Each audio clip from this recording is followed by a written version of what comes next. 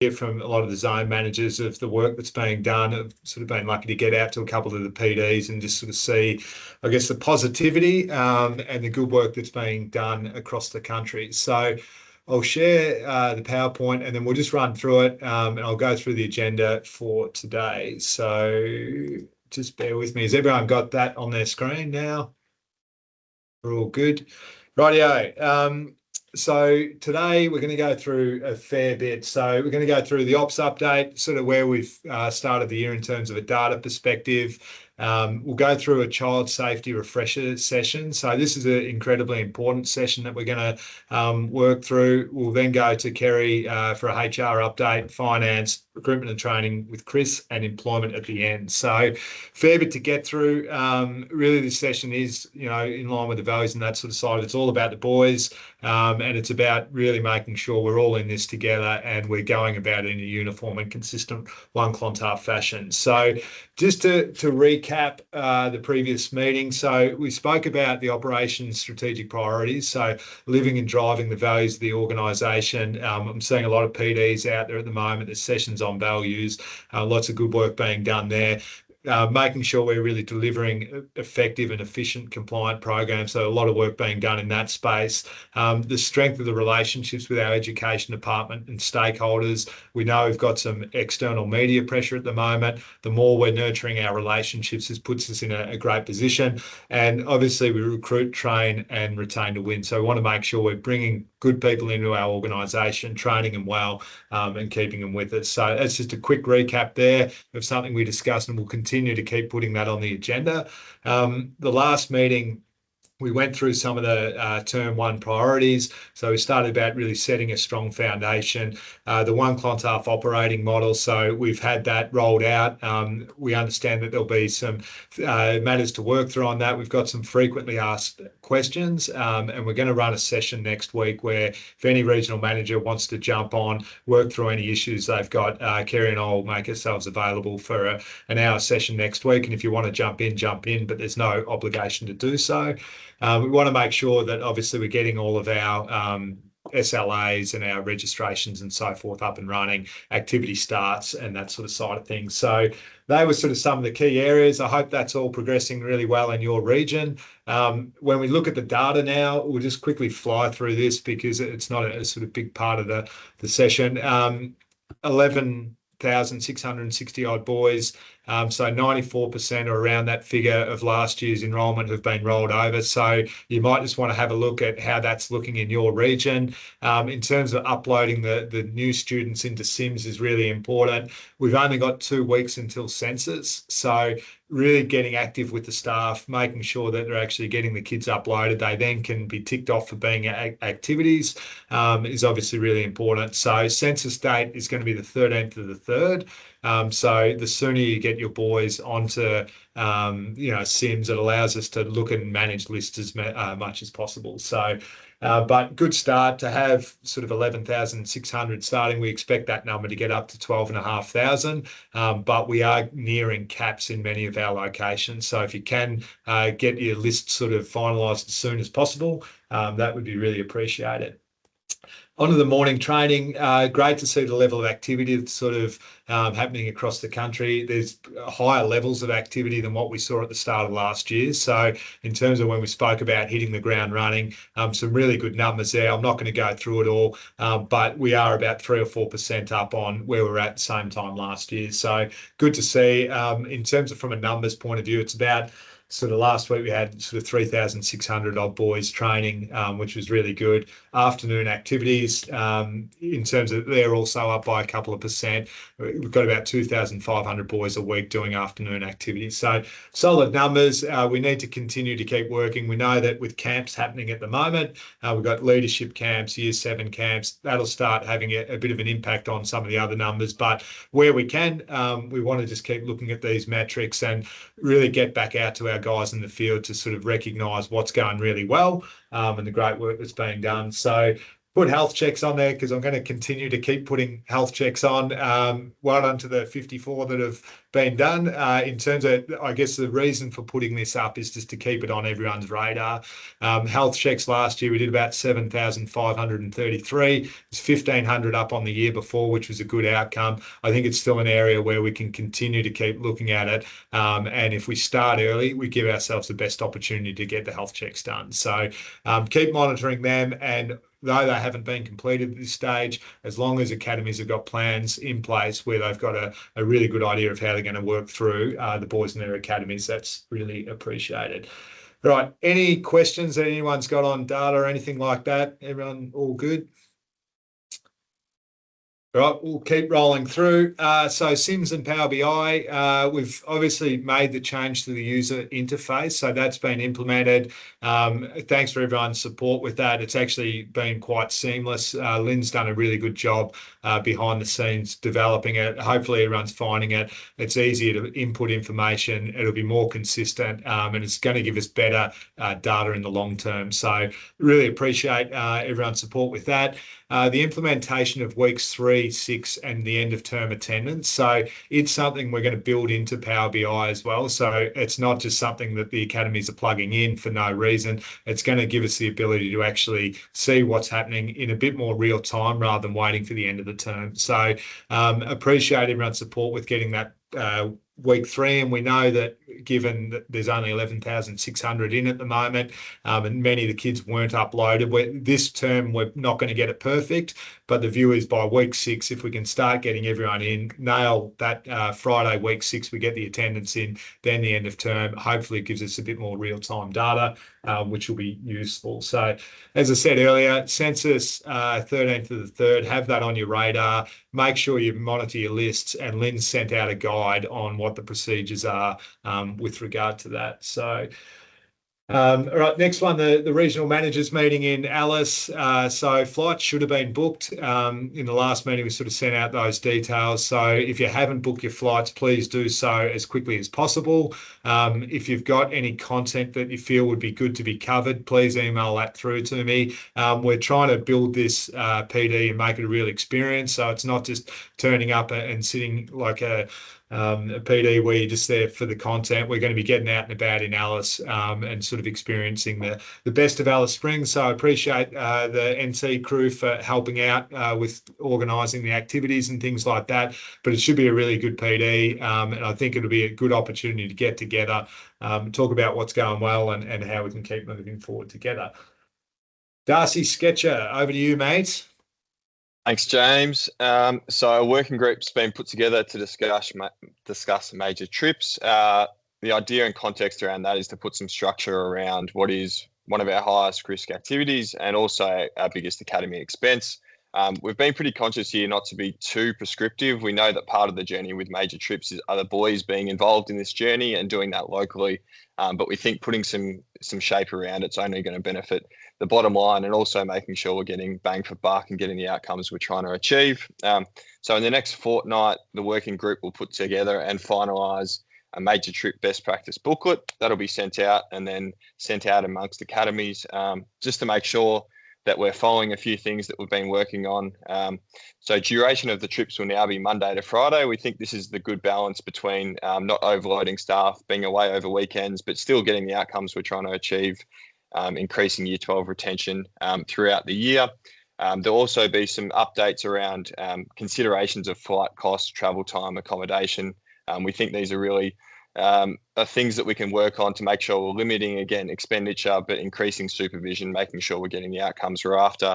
Staff and student ratios is something we've looked at there. We think that about 1 to 7 staff-wise is about the right fit.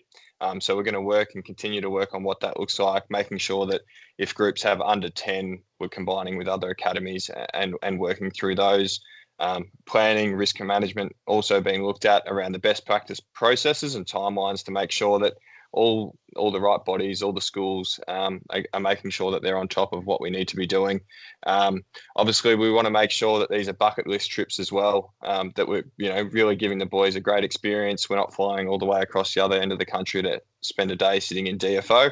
We want to make sure that the boys are really enjoying and getting a really special trip to finish their time with us at school that they can remember for a long time. So there'll be some more shape put around that over the next couple of weeks, and then a booklet that gets sent out. So if we could, just ask everyone to make sure that they're sending that onto their academies and answering any questions. It will be a bit of a change, and there'll be a fair bit of shape put in there. And we understand that at this time of year, we've already had many leadership camps as well that have happened and discussions that have been happening. So we just want to work through that this year, and then hopefully there's some real good structure and shape going forward around what a major trip should look like, how it should happen.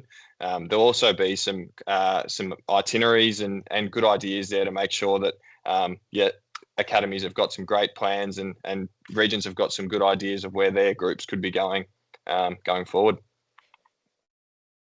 Thanks, James.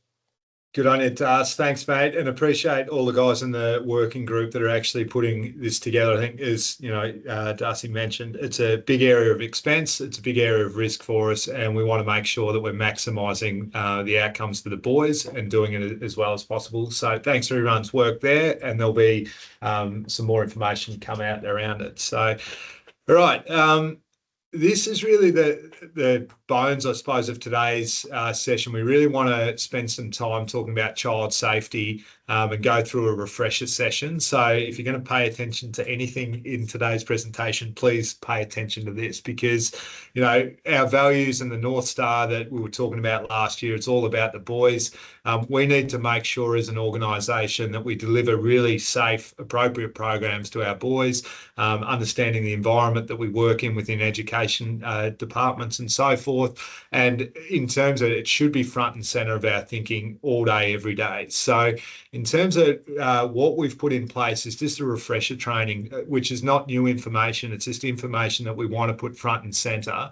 We want to make sure that everyone actually participates in this. So we're going to have a really coordinated rollout that's going to happen over the next month. What it's going to look like, we're going to do an online session. Today we're doing management, and then once you basically have completed this online session, we're going to send out some information for you to work through, to have a look at it. I guess a role of a regional manager when you're thinking about it is providing expert advice, going out, working with your academies to develop them. This is an absolute area where you've got to be the expert. So in terms of we'll go through the session today. We'll then send you out a document that's got all the content in it. It'll allow you to go through, have a look at the links, work through all the actions and that sort of side of it, and then you're going to acknowledge that you've participated in it and just upload it to your CIA. So that's the first step that everyone's going to participate in and do today. And so once you've uploaded your document, it'll be emailed out to you. Sign it off, upload that PDF onto your accreditations, which Caitlin's already set up and is in place for you. What we're then going to do is, this is a train-the-trainer type model. Our regions are all going to run this session with all of your staff in your region. So every staff member in Clontarf is going to participate in this. As I said, we expect our regional managers to be the experts on this. You're the closest to the action. We really need you to really drive a lot of this with our staff out in the field. So in terms of it's going to be delivered by the regional managers, and what we want you to do is engage your zone managers, myself or Kerry or whoever it might be, to sit in with you, but you need to lead these sessions with your team. So what's going to happen in weeks 1 or 2, you're going to schedule a time, an online meeting, probably be about an hour. We're going to work through this. And then the guys are going to have some time to review it within their academy and then upload their document, I suppose, to CIA. So basically by the end of April, what we'll see is every staff member in Clontarf's participated in this, and they're really clear on what it looks like in terms of their obligations and that side of things. So here we go. All right, so this is the 2026 staff refresher training. As I've touched on, it's a really important part of what we do. The way we interface with the boys, the level of programs that we deliver really determines how well, I guess, our reputation and how well we execute what we intend to do, which is achieve our mission statement. So, as I said, this isn't about new rules. This is about making sure that everyone is really conscious of child safety, and it really forms part of what we do. So, in terms of it, we're committed to child safety. There's national principles, which we'll chat a bit further about in a second. But in terms of it being an organisation that works with young people, in terms of we're a child safe organisation, As I said, we've got policies, we've got agreements that between us and the schools and the education departments, and we've got responsibilities around duty of care, risk management, what we do to actually make sure that what we're delivering is really safe. And first and foremost, we want to make sure that, the kids all go home to their families at the end of the day. So the Child Safe National Principles, so these were developed a couple of years ago, which were in response to the Royal Inquest, I think it was, into child sex abuse. So in terms of it, this is something, as I said, that all organisations working with youth fall under. So it's important that we actually familiarise ourselves with this. So in terms of it, when we're going through, we're having a look, there's a short video, it's a 2.5-minute odd link. Jump on, understand it. But a lot of what we do falls in line with what makes us a child safe organisation and aligning with the national principles. Recently, you will have seen the Statement of Commitment to Child Safety. So it's a whole of organisation commitment. So as part of our registration form that went out to all of our families that we've committed to in terms of we should be across the detail of it, absolutely. We don't have any tolerance for child abuse. Child safety is about how we deliver our program, and we take that into all of our considerations. And in terms of we've got to model it as staff members of Clontarf, it's not just something we say and then we don't do. In line with our values, we act with integrity, we do what we say we're going to do, and this is really important. So I know there's been some correspondence that have come out from Kerry and the team regarding printing off and making sure it's visible in academy rooms. So it should be in your offices, it should be in all your academy rooms, and this should be something that we're looking at, and this making sure when we're doing sweeps around academies. Good on you, Brogs. Well done, mate. But it's up on your wall, and it's something that you're not just sort of going, it's written and you don't look at it. It's written, it's lived, and it's reviewed regularly. So that's that one. Service level agreements. So in terms of, I know you guys should be all across service level agreements, but in terms of we have our overarching agreements with the department, how much funding, what we do, all that sort of side of it. Service level is where the program's delivered. So it's the nuts and bolts of the program, what the school's responsible for, what we're responsible for, the types of things that activities and policies and procedures that we need to fall in line with. So really important that people are actually going through. We should have got them signed already and uploaded. But in terms of what I'd encourage is making sure, and I think this was in the last meeting as well, go through your SLA, make sure you're clear on the obligations. It sets out the policies, procedures, and so forth that we must comply with. But it also gives a real amount of clarity in terms of what we're responsible for and what they're responsible for. So with that, education department policies, things like the camps and excursions, as we had 63 new starters come to induction. Great time to be making sure that we're getting this out, we're across it, and we understand our obligations there. So T-Bone, over to you, mate. All right, thank you very much, J-Mac, and hello all. Look, I think one thing that James might not have mentioned there, fellas, is that this child safety training is going to be something that we're going to be doing yearly. Is that correct, James and Caitlin? Correct. Yeah. Correct. So at the moment, obviously, guys, we've been doing this. What I'm going to go through is basically what we do at induction. So this is just a refresher on those types of things. And it's critically important, fellas, that we're making sure that every single one of our staff members understands their legal, professional obligations, what their duty of care obligations are, what the roles of the school are, how we manage risks within the foundation, within our academies and our schools. I'm not going to go through each dot point there. You guys can read them.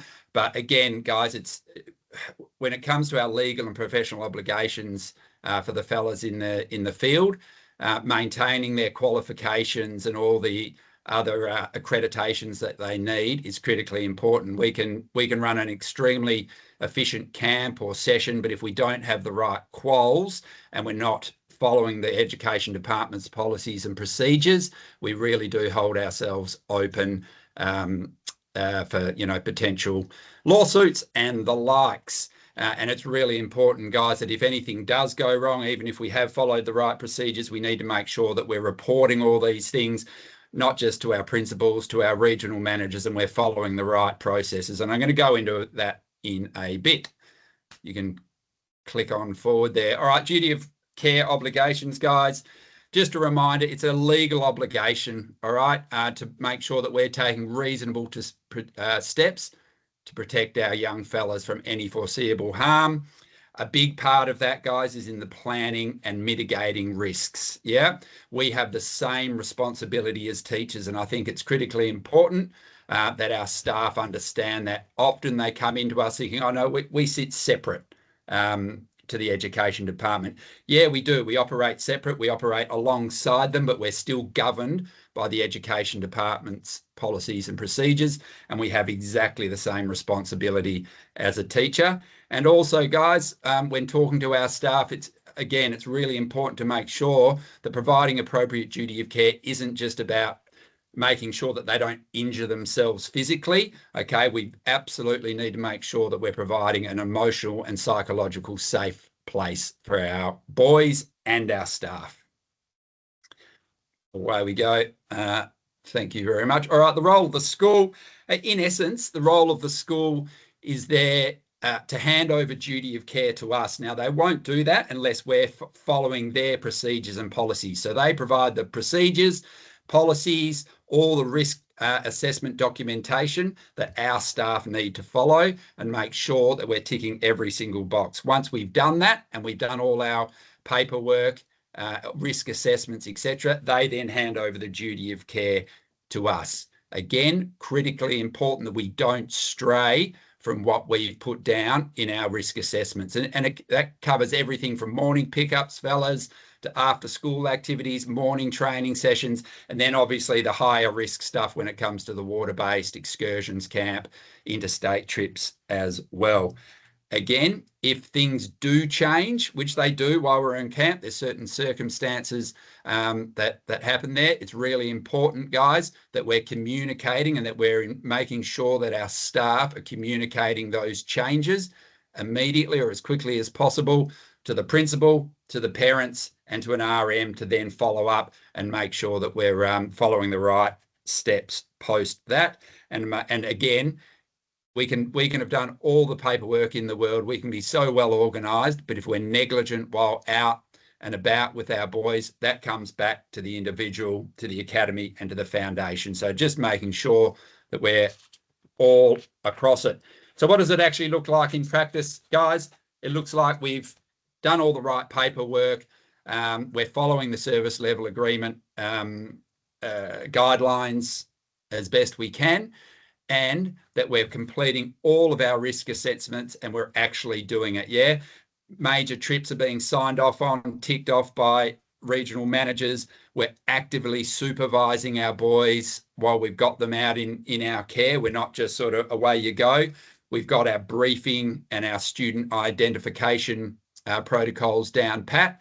We're well trained in that, and that we're following them. And that, again, if something does happen, guys, we're documenting it. We're filling out all of our all of the paperwork to make sure that we do follow the right procedures post an incident. Thanks, T-Bone. All right, so professional boundaries and safe conduct. In terms of, this is another really important area. So in terms of, we talk about being business-like and professional, and just making sure that how we're interfacing and interacting with our boys is appropriate on all levels. There's been examples in the past where you see where there's a bit of favoritism and things like that. How we're working with our boys is super important. Setting really clear boundaries in terms of it, making sure that we're really clear around what's acceptable and what's not acceptable. Making sure that, there's periods of time where there will be one-on-one situations, but making sure that's minimised. And a couple of things that, we need to highlight as well is academy members and host school students shouldn't be attending or staying at anyone's house. So if there's an instance where that is a consideration, it absolutely needs to be escalated to a principal and senior management for any approval around that. So professional boundaries are really important. We understand a lot of the communities we operate in, small communities, there might be kids and staff that are at the same footy clubs and things like that. So you really need to be mindful around maintaining boundaries and operating in a safe way. So physical contact, again, it's sort of something that, you just need to be conscious of. in terms of it, all these types of things you can read and go through, but what does it look like? So what's acceptable, the high fives, handshakes, that sort of side of it, but the long, prolonged touching, all that sort of side of things certainly is something to avoid and isn't acceptable. So Clint, I just see you had a question there, mate. Yeah, just back to the staff, students sleeping at staff houses. Obviously, we've got a lot of family members and then also staff with children in the program that have friends. So in the instances where they have friends and those kids may be staying over on the weekend and the like, what is the process around that, or the communication to myself or the school? Wolfie? Yeah, we had this one come up and it actually tripped me up because my initial response was, nah, you'd never do it. And then someone says, well, what if your young bloke wants to have his mate over?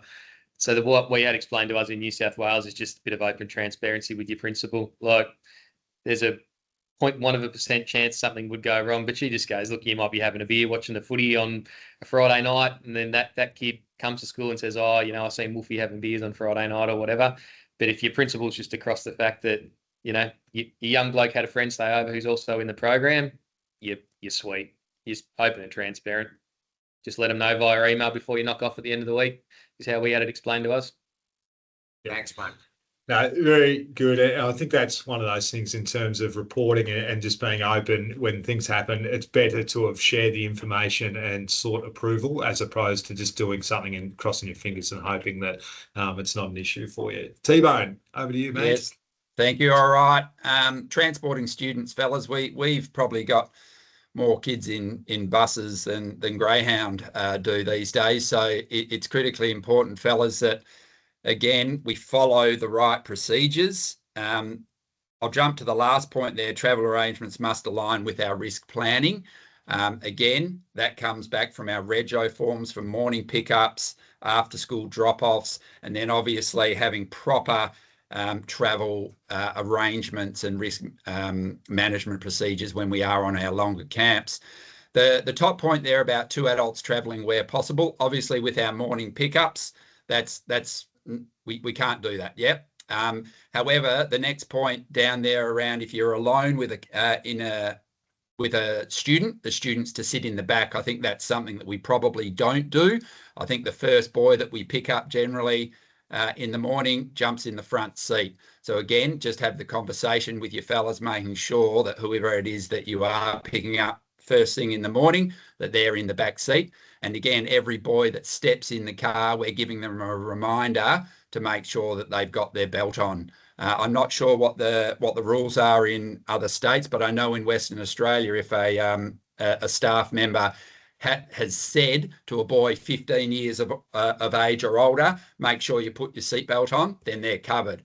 For younger kids, you've actually got to physically see them put their seatbelt on. So just really important to make sure that our staff are swiveling that head before they take off, reminding the boys to put their seatbelt on, physically watch them put their seatbelt on. And then the other stuff there, boys, is around the common sense, all right? We're not using our mobile phone. And I know that when we're doing morning pickups, we're constantly having to communicate with other staff members, with boys that potentially weren't there when we went there for the first round of pickup. We're parking on the side of the road. We're sending the message when we're off the road, when we're not driving, to make sure that at no point are we using our mobile phones while driving. Yeah. T-Bone, just to probably go slightly further with that, obviously fines in company vehicles come through to central office. We've seen an increased rate of this occurring. It puts people's livelihood at stake. Like, the reality of it, it's a really serious matter. If there's kids in the car and someone's on their phone, it is not providing the appropriate level of care for those kids, and it's a serious thing. So please put that on everyone's radar, just to be really conscious of it, because it is something that might be done without thinking, but actually end up finishing up someone's position with the organisation. So just be mindful of that. Beautiful. All right, on to social media and communications, fellas. Again, just a reminder, we do not follow or add our students onto any social media page. That's just a blanket rule. Please make sure that we're constantly reminding our fellas around that.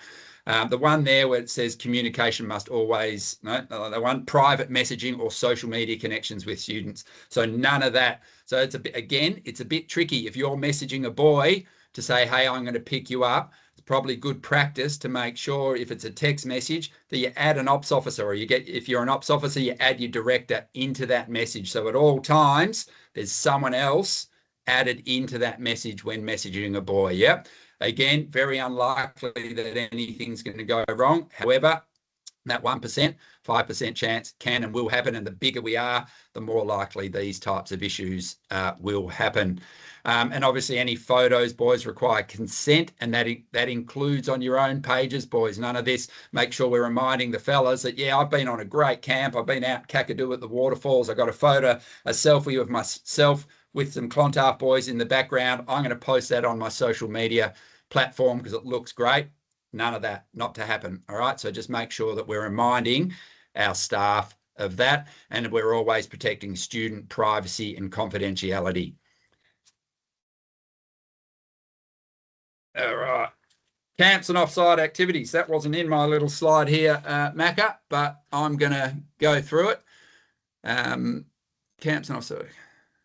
All right. Yeah. So fellas, this is obviously just a reminder that parental consent must always be collected in writing. Obviously, we go through our schools procedures and policies and guidelines there. We've got to make sure that when there's any, showers and all that type of stuff, fellas, that again, we're following the school's procedures and policies there, and that it's one person in the shower at any one time. We're not wandering in there by ourselves as staff members. If for any reason we do need to go into a change room facility, we've always got another staff member with us to make sure that anything that does or doesn't happen is backed up by another person. All right. Again, no phones, cameras, recording devices are to be taken anywhere near those types of things. And if you do hear that boys are filming others while they're in the showers or getting changed, that's reported immediately, and we're following our right school and Clontarf policies and procedures there. Parents are contacted, principals are contacted, regional managers and above are contacted as well. All right, what is risk management? All right, so guys, a big part of our risk management is our paperwork, making sure that we are getting the right planning and approval done. We're following the procedures. It's a core part of our duty of care responsibilities. All right. So yes, we've done all our risk management. We've done all our planning. The principal signed off on it. Potentially a regional manager's given you the tick of approval as well.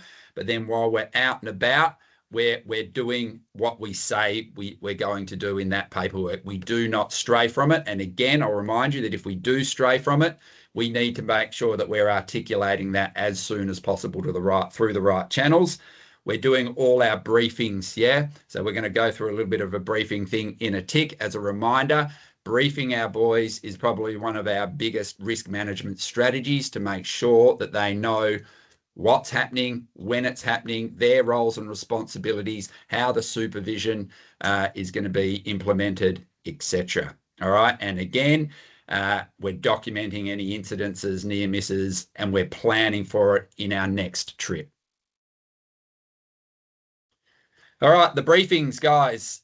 Any activity that we do, and I often use the scenario of getting out of a car. All right, something as simple as getting out of a Clontarf bus requires a briefing, and a briefing, as you guys know, can be as simple as, boys, when you get out of the car, we're meeting at the tree on the left over there. Just that, those simple words can save a staff member from some serious consequences should a boy duck off over the road and get bowled over. Okay, we're explaining the expectations, the supervision, the safety procedures.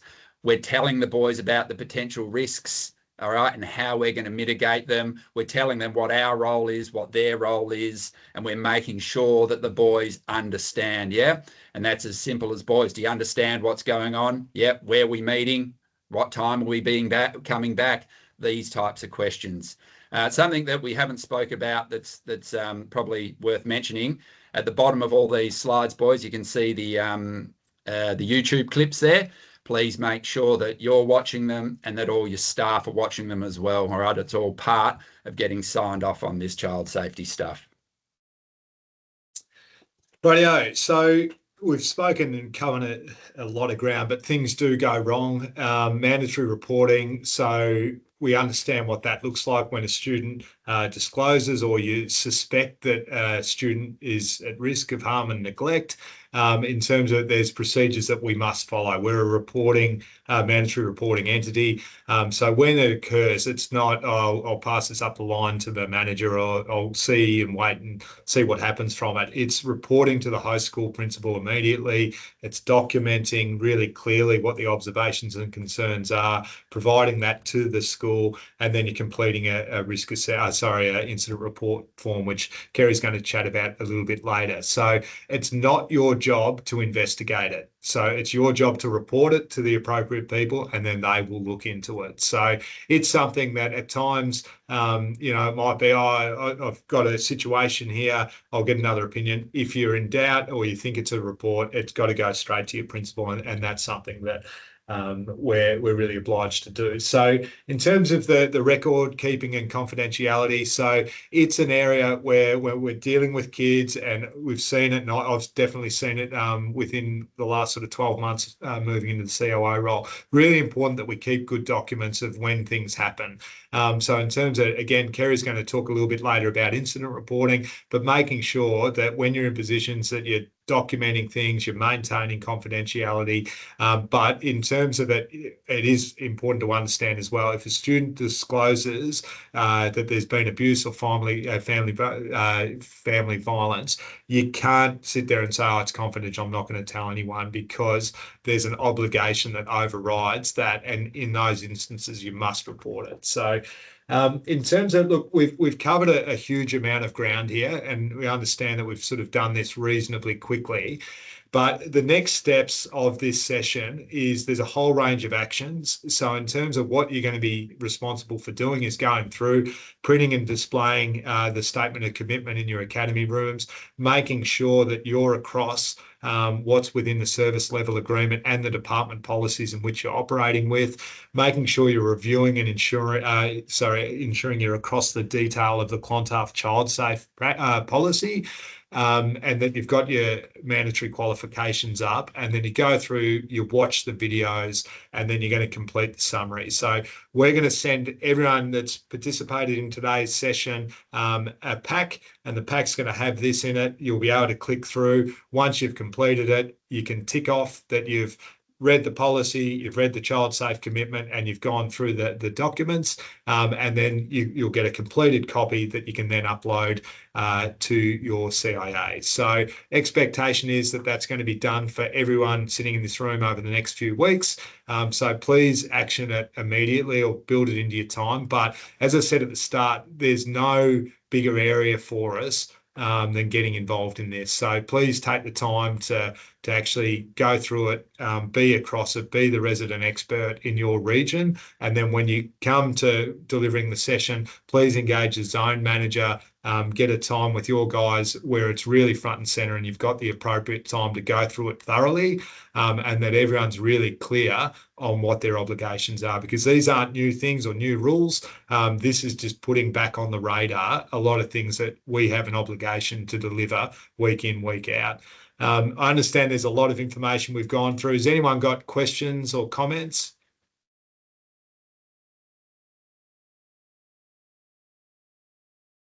Someone's got a hand. James, you there? Yeah. There, you might just want to clarify or just talk to. I think there'll be, once this goes out to the field, there'll be a bit of, oh, don't we do this in the schools? We do it with the school. So I imagine our answer as leaders to that is yes, we will do the education department's one, but there's another overlay where we need to do Clontarf, and one doesn't replace the other. That would be the message, wouldn't it be? Yeah, correct. And look, we obviously comply with the Education Department policies and procedures, but at the same time, we have our own policies and procedures. So the Clontarf Child Safety Policy is something we should all be familiar with. Our statement of commitment to the safety of young people is something that we should be across as well. So definitely doesn't override the Education Department's training that they provide, and we should be engaging in that. This is an added layer, sort of spoke about from the start. We're saying we're all about the boys. This is a demonstration that we are about the boys and we're delivering safe environments. Clint. Yeah, just a question regarding camp accommodation and sleeping arrangements. That's one thing that wasn't in there. I didn't see it. So obviously traditionally we'll stay in a large hall, or is there any guidelines around where our staff should be and protecting themselves in a separate room? Is there anything around that? So that'll be detailed in the department policy, but in terms of it, and it does at times vary from state to state. So in terms of the real, I guess, nuts and bolts of that is within your department policies and procedures, in your camps and excursion policy as an example. So in terms of it, I get your point that we could probably share some information in terms of best practice. So we can put some information together and share that out as well, if that would be helpful. Well, I think as a foundation, yeah, like I understand, we just said we follow the school's procedure, understand, but as a foundation, what's our best practice? Yeah. No, that's good. Sorry, T-Bone. So I was just going to say there, generally in these circumstances, Clint, what we do is we get the Education Department that has the most strict rule, procedure, policy, and then we implement that as a foundation. Pyrrha. You're on mute, mate. Sorry, mate, just a quick one, especially probably more so with the smaller staffed academies like Two Manners, where they are travelling on camps, potentially one staff and between 1 and 4 boys. What's the message there we're giving to our guys? Obviously, it says where possible, we travel with 2 staff, or where possible, have 2 staff, supervising the boys. But when we're travelling with 1, especially up here in the Kimberley, potentially Northwest, with 1 staff or a couple of kids, what's the message there? Are we trying to avoid that? Or, because I reckon that'd be pretty difficult for 2 Manners to do that. We will come back to you on that. In terms of it, it is a good point, because we'll have to clarify for some of those smaller ones, because where possible, it should be 2. So we'll just have to confirm that with the department policies as well, just to make sure we're fully across it. Cool. All right, great. So hopefully that's given a good Gilbo. Where are we?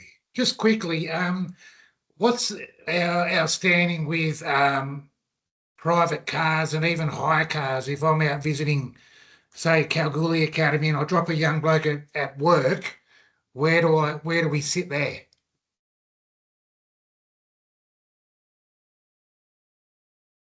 All right. So in terms of hire vehicle, not a drama. A Clontarf vehicle, in terms of if you're as a Clontarf staff member turning up, private vehicles, I don't think should be used unless there's approval in place from the school and the families of the student that's being picked up.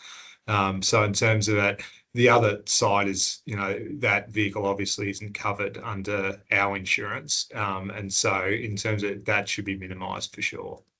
Yep, cool. Rightio. So we're going to move into the others. So following this, I'm going to send out minutes regarding this, and there'll be a child safety session that's sent out to you to complete and then go through. If you do have any questions, please feel free to reach out around that. And then, as I said, there'll be clarity around what you're to do as a regional manager, which is setting up a session in the first term, 2 weeks of term 2, with your team to go through it. But in order to be really well prepared, make sure you go through everything. As I said, you should be the resident expert on this anyway. This isn't new information, it's just some things to really have front and centre. So over to you now, Kerry.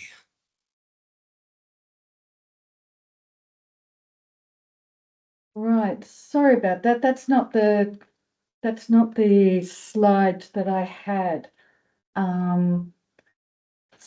So I'll come back to you, Kerry, and then I'll go to the next one and then come back. Thank if you. That's all right. All right. Yep. All right. So we'll go to finance. So with Jane.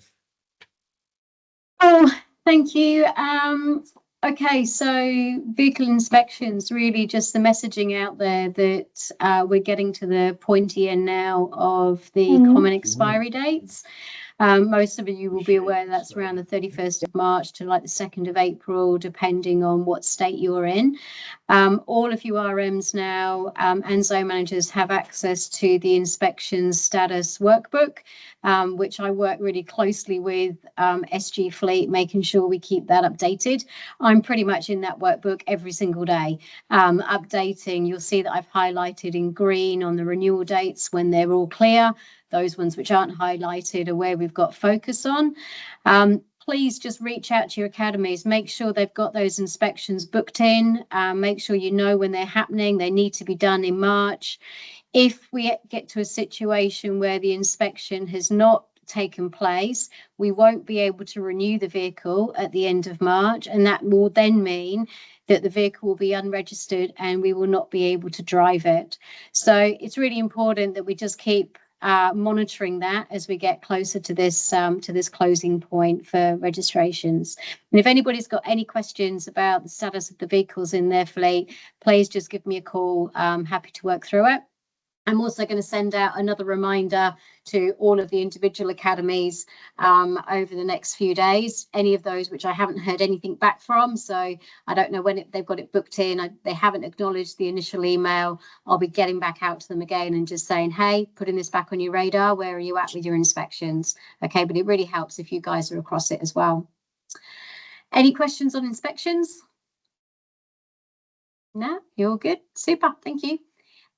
Expenses. So really with that expenses, what I really want to do is what I've noticed since we've got back, obviously January was a quiet month, really into February, we're really beginning to see that drag again of the weekly submissions not coming through. This causes me two concerns. It means that the guys aren't in a process right at this early start of the year of going every single week I get my submission through. And this really is across the board. This is for everybody. This is academies, this is employment officers, this is yourself as regional managers. If we're in that routine of getting our expenses in every week, what it actually does is just really make sure that we're accountable. We don't lose the receipts, which is fantastic. But then additionally, what we are seeing is an increase in fraudulent transactions on cards. And the problem that we get is they can rack up very quickly over a matter of days, because once a card has been scammed, the scammers will test, and then they'll just go for it with making charges against the card. The longer we leave that to notify the bank, the bigger issue we've got of actually getting that repaid for us. And the bank can turn around and say, sorry, that one's on you for not managing that card and being across your spend. So it's really important that we really drill in that we need these expenses through on a weekly basis.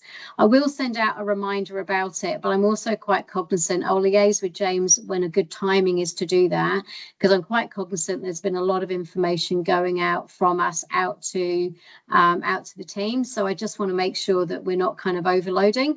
But really the key message, if you can just get this one thing out there, weekly submissions keeps us on the ball with our accountability and means we're across anything that comes through fraudulent. Okay. Budgets and CIA. So Serena has done an enormous amount of work at the end of last year to get the budgets actually live in CIA. So no longer will there be pending this academy report being sent out. We had so many issues last year. A lot of it was around the SharePoint transition. The report that we ran fell over numerous times. So it meant that we were quite dragged in actually getting those reports out. They will now be in CIA. So what will happen from an academy's point of view is they'll be able to literally just go in and click in that budget slide at any time and see where they are in real time, which is super helpful. We will also be running a month-end close, and when we do that month-end close, we'll notify that all month-end postings are in, so they know they've got a true and fair view at the end of that month. I'm going to put some information around this. We're just working out a little bit with Serena about how we make sure that yourselves as regional managers and zone managers still have good accountability at a high level and view across all of the information, because obviously sometimes the Achilles heel of automating something means that you can often lose a bit of visibility. Sometimes that physical email coming out is actually the point of reminder to have a look at your budget. So I just want to make sure we're across all of that. But it's really just to give you the update that they are on their way, and I would hope to see that we'll be getting something out about those next week. Any questions? Oh, Pyrrha. Oh, you're on mute again. Just going back to these expenses, Jane, when the email gets sent out to the academies for the 14 days plus outstanding, I notice we don't sort of know which academy that is. Is there any chance, and I know it's sort of quite we get the CC with it, but there's no, it just says good afternoon. It's not a specific one. It sort of would help us if we could get to know what academy that is, and then we could keep a track in it as well. For sure, if that's absolutely. possible. We can have a look at that. Everyone else has the same, but yeah, it'd be good to know which academy that's been sent to, or what staff member, sorry. Oh, so if you're CC, okay, do you not? Yeah, okay, I'll have a look at that for you. Sorry, we must be BCC. It comes from the Clontarf You must be Foundation BCC'd. admin, and it just says good afternoon. We're sort of given that, but I don't remember sort of knowing what academy or person that comes or is being emailed to. Sorry. Easy. We can have a look at that for you. I'll as soon as I finish this call, I'll go and have a chat with Jan and have a look at that email and see if we can get that changed. That would be simple. Cool. Perfect. Thanks, Jane. Thanks, Pyrrha. Chris Mack, over to you. Thanks, J-Mac. Guys, just a bit of follow-up here from our new staff induction, sort of crosses over into the HR space a little bit, but obviously the 63 guys we had come through for our inductions would be generally somewhere along the line with their 3 and 5 month reviews. So just probably making sure you've got those dates earmarked in your calendar to give those guys support during their probation period. Whether that's an upload of that document to CI anyway, I'll leave that with you, and probably Kerry can give you a bit more information around that one. Just on the induction, with our July event coming up in a few months, I've been able to book an indoor facility to run our morning training session. So again, we're collecting feedback on the run. I think we got lucky in July last year with weather, but it was obviously fairly dark, and the guys that were running those sessions were basically doing it with headlamps on in the early hours of those mornings. So looking to get a 3 big basketball courts and get our group through that setting. So that'll be again a bit of a change up and a good event to go through there. Number 2 there, overview of our online training. So this time next month, I'm wanting to get out to our 45 participants that are running new programs, new directors. These are guys that have either started programs in 2025 or this year.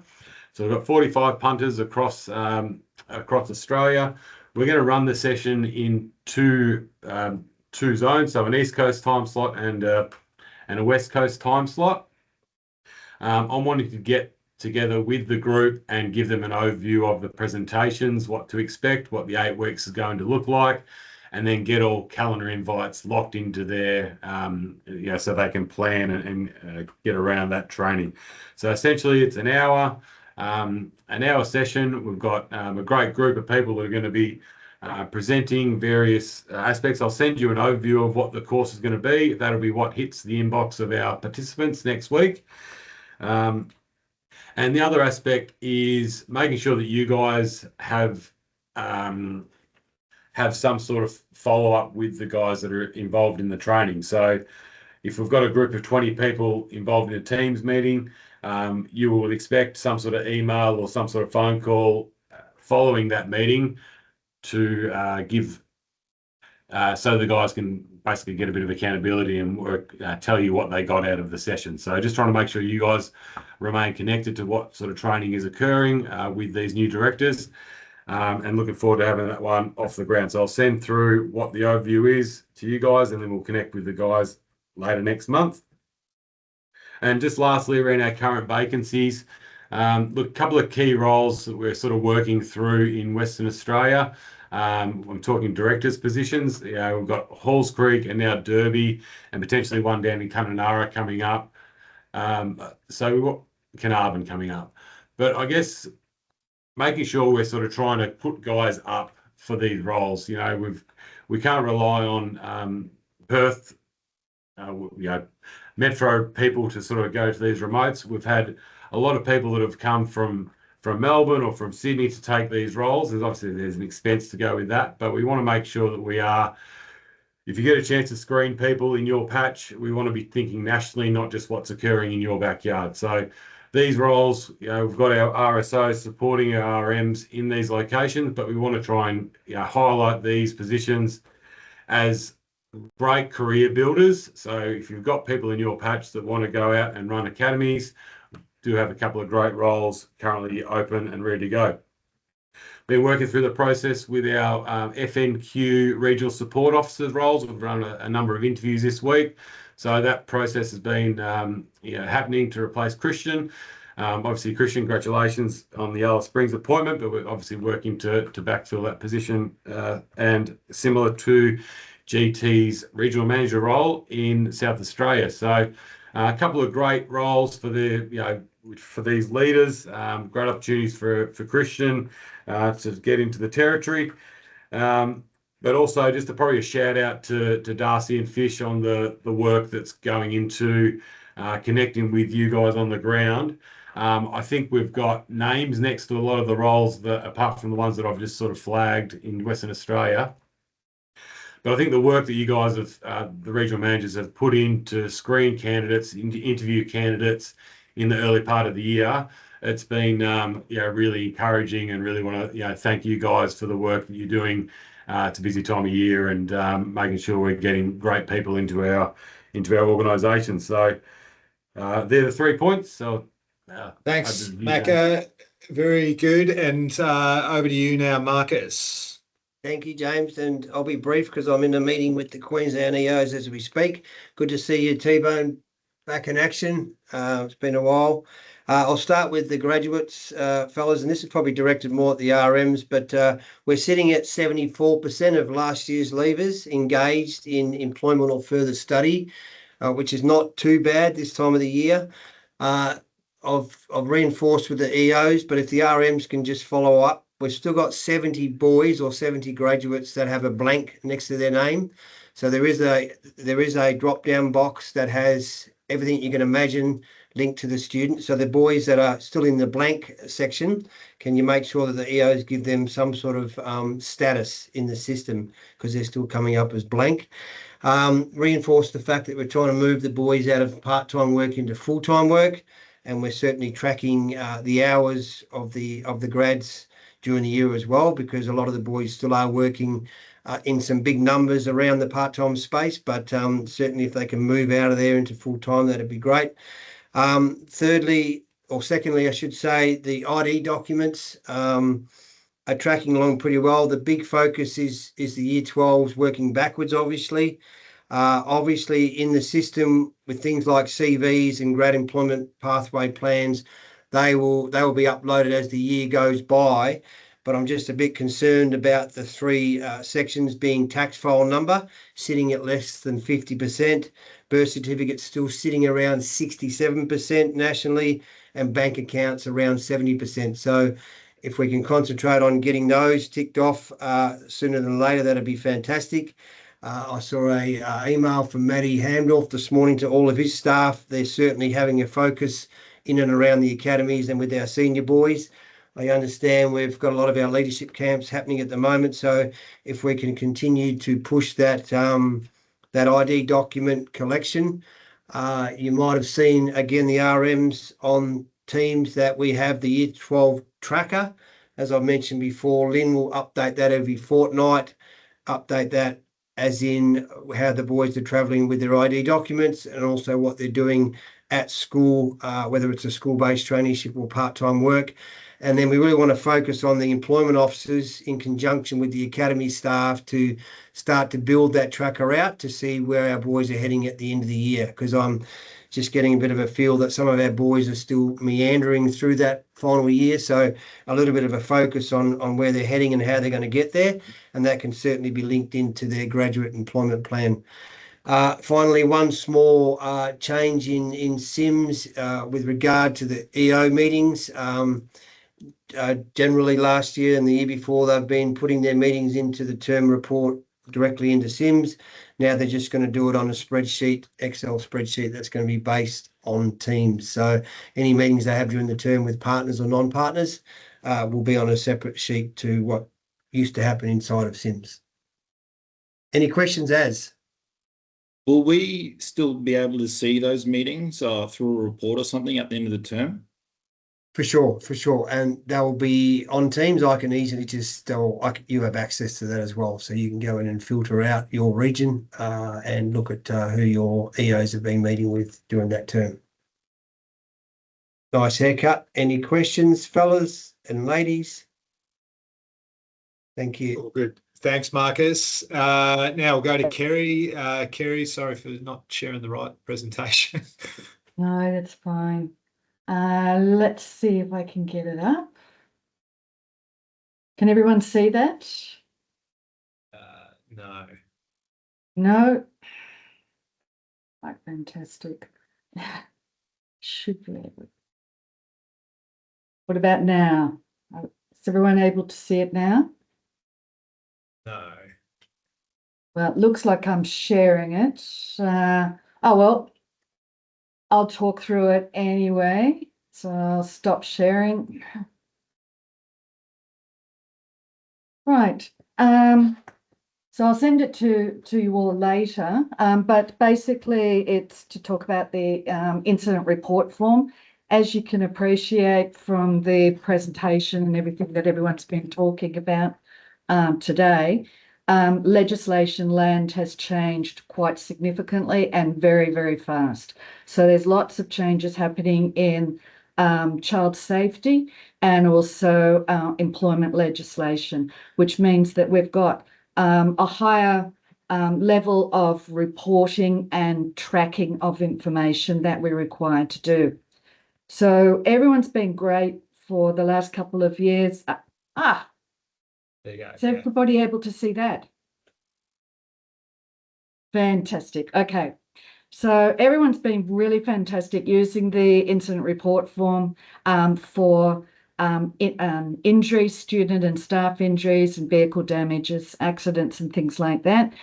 Sometimes we're also getting some reports on any student interaction that has the potential to put at risk each other's safety. So we're getting some really good reporting in that field. However, as you can appreciate, there is a number of other areas that we need reporting on.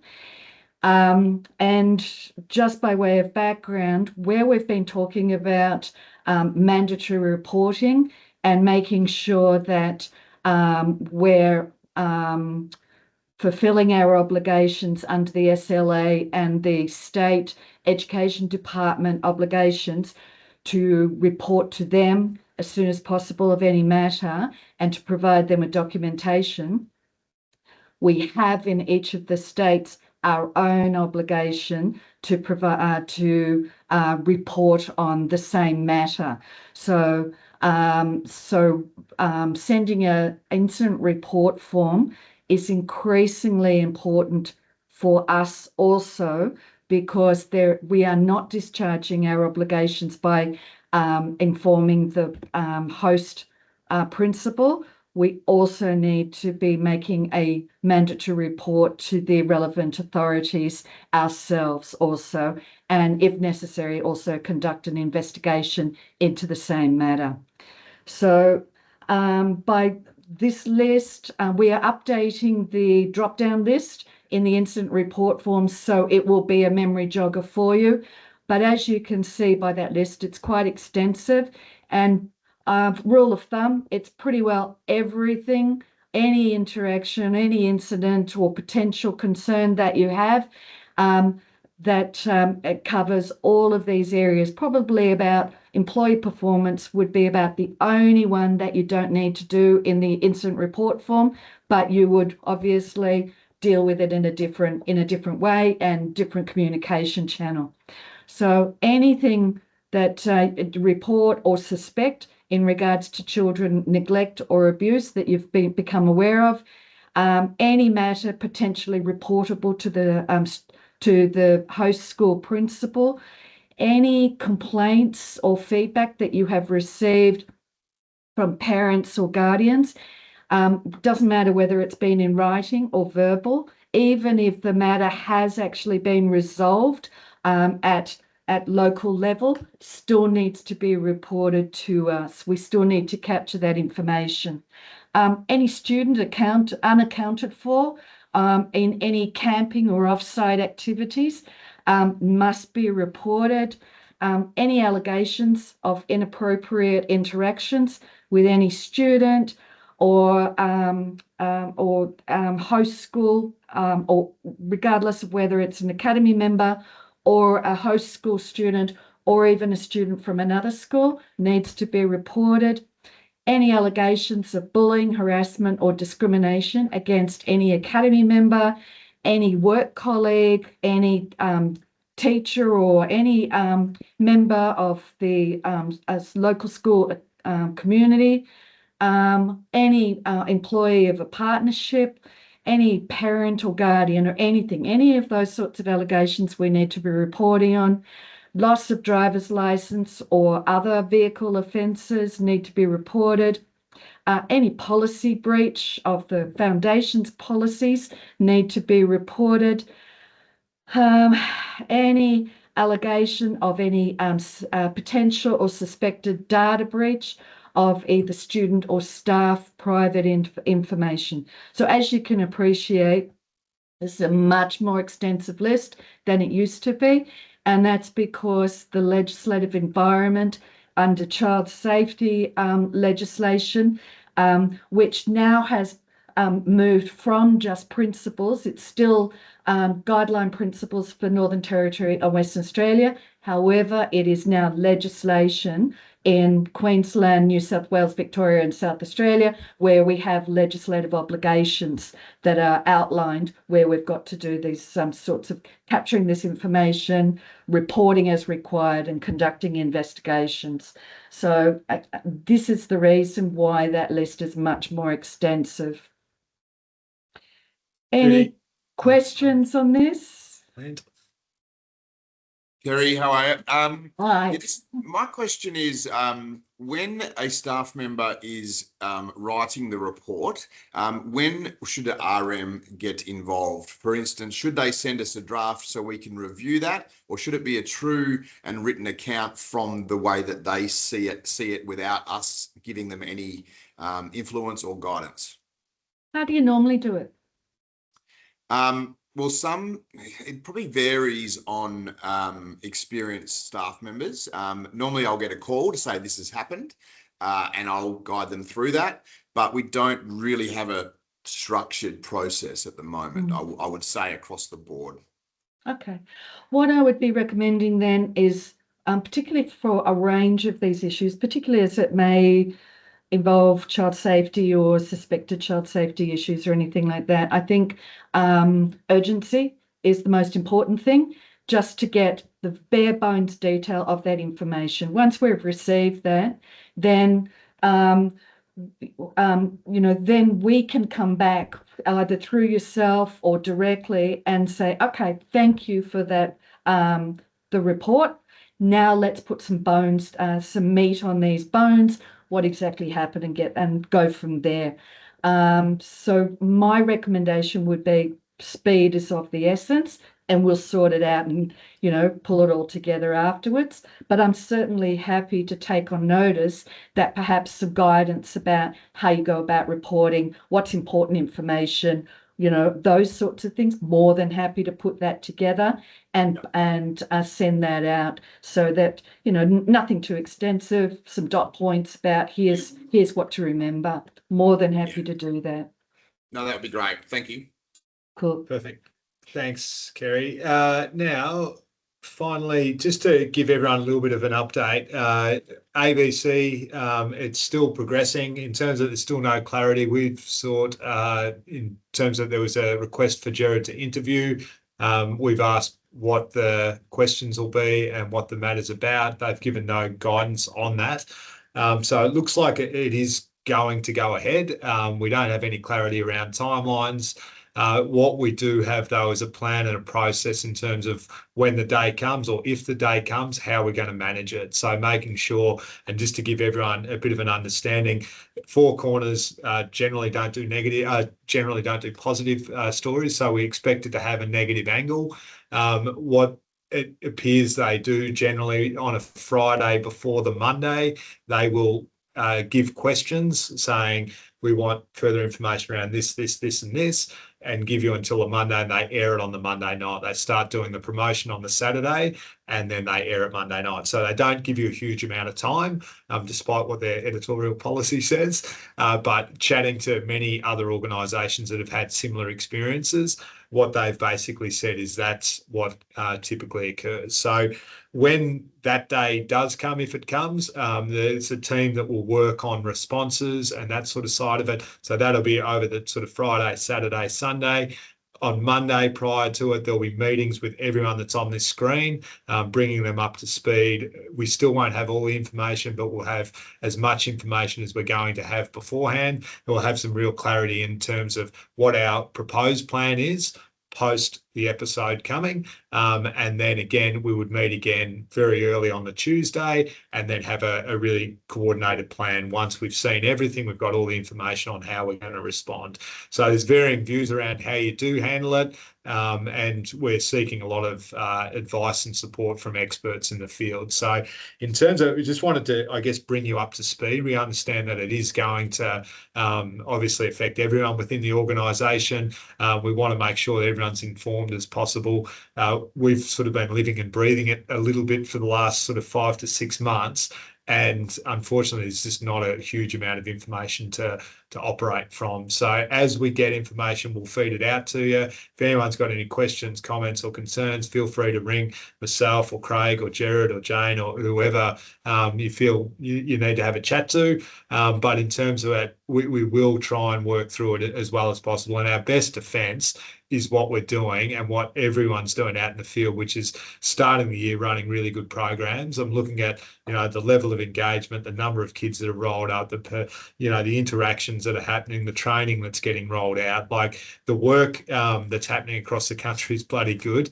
I guess with it, there's always going to be people with varying views on things, but what we can control and what we can influence is how we turn up, how we crack in and day out. And I think, to all, you guys out in the field, you're doing an outstanding job. The data shows that you've started the year really, really well.